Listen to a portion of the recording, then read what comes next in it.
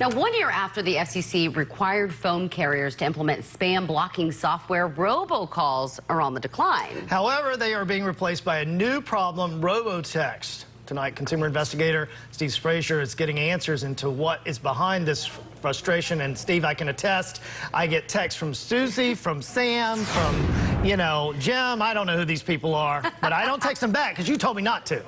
That's right, Russ. Experts regard the robotext as the next generation of scams. Thieves are taking advantage of a technology which is currently not covered by any law prohibiting their use. The robocall has long been a scammer's delight, inundating your phone with hundreds of automatically dialed calls.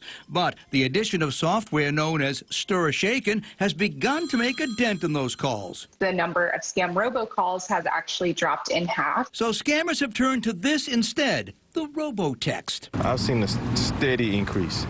In the text? Yeah, in the text. How much of an increase? Those who track these things say it's 12-fold. The firm RoboKiller says it's seen spam text jump from just over 1.5 million in June of 2021 to close to 12 billion in June of 2022. How many do you get, you think, a week or a month or whatever?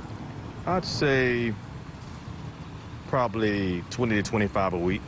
The problem is robotexts are not covered by the law aimed at spoofed robocalls.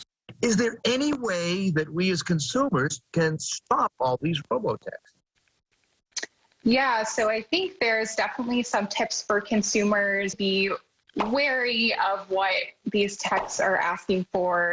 You shouldn't click on any links that you're unaware of. Actually call the company that they're claiming they're from and confirm if it is a legitimate scenario or not. The chairwoman of the FCC is proposing new rules prohibiting robotext, but you won't see that happen anytime soon. I just delete them after a while. In North Carolina, you can report spam text to the Attorney General's office using an online link, which I've included in my web story.